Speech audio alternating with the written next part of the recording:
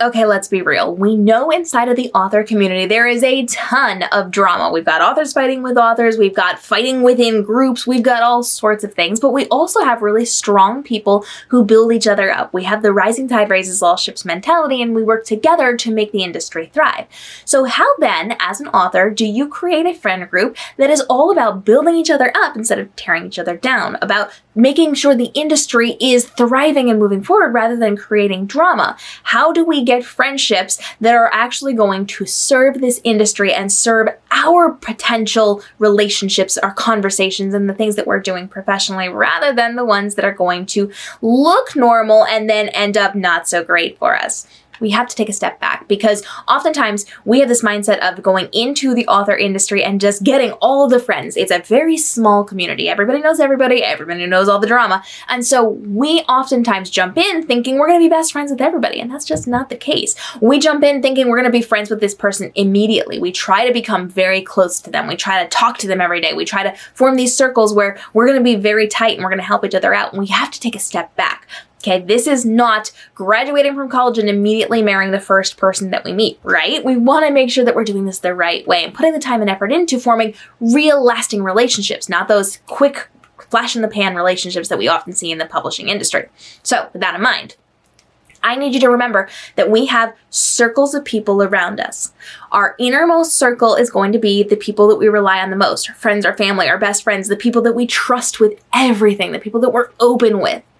After that, we're going to have people that we're close to, but not talk to every single day, right? After that, we're going to have people who we talk to sometimes. Then we're going to have a ring that's more of the professional capacity, where we see them, we work with them, we do things professionally, but we don't chat outside of that. You're going to have rings, and not everybody has to be in your innermost circle. And we jump into this industry thinking, she's going to be my best friend. Oh, he's going to be my best friend. We're going to do all these things, and we're going to immediately be besties. We're going to talk every single day. We're going to share every detail about our lives, and then we're going to be shocked when people don't want to stick around for whatever reason.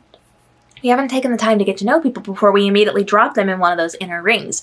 So keep in mind, as we're doing this, we are friendly, but we're not friends. We have to work into friendship. Just because you see somebody and you want to do things doesn't mean they're your best friend. We have to be practical about this. You can be friendly, you can be friends with them, but they are not in your innermost circle. You are not telling them everything about your life.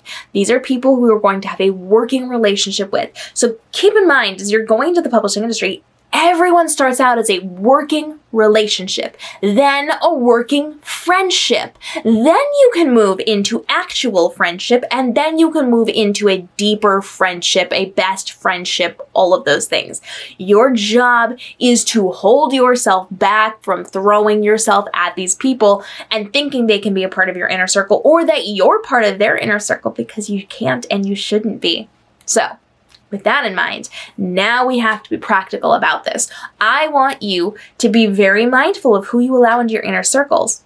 Test out these relationships first, starting small. We want to make sure that we are talking to them a little bit more, but not divulging everything about our lives. We want to make sure that we can trust this person, that we're on the same page, that we have the same convictions or the same standpoints on things, that we understand the industry the same way.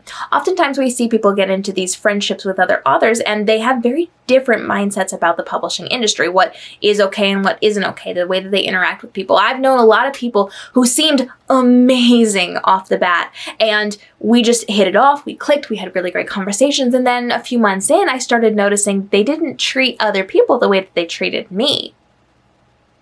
I've seen people do really interesting things that I was not okay with, and I had to back off of relationships. There were people in my author life that I thought was really good friends of mine, and we were progressing toward even better friendships, and we were doing collaborations together, and we were growing in this industry together. And then when they didn't get their way with someone, they started threatening those people. They said things that I wasn't okay with, and I had to very quickly back off of those relationships to protect myself and to protect other people around them, because people are not going to show you their true colors. They're not going to open up for a while. So go into it with the mindset of being friendly, with having friendships with everybody on a working capacity, but nothing beyond that circle.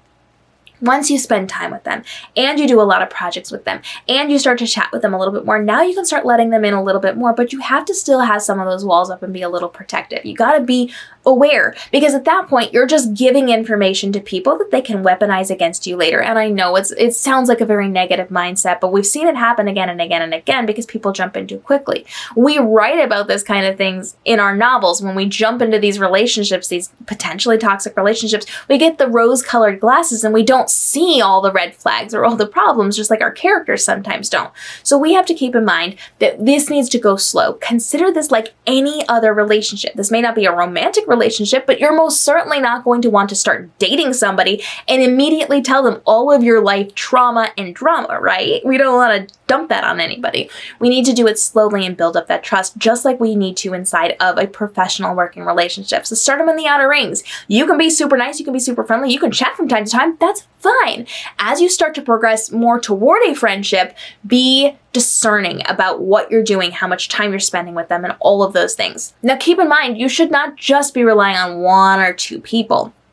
We will see iterations of friendships in this industry. You're going to see people who are there for a season and there for a reason. I know, cliche. We love our cliches, though. We're authors.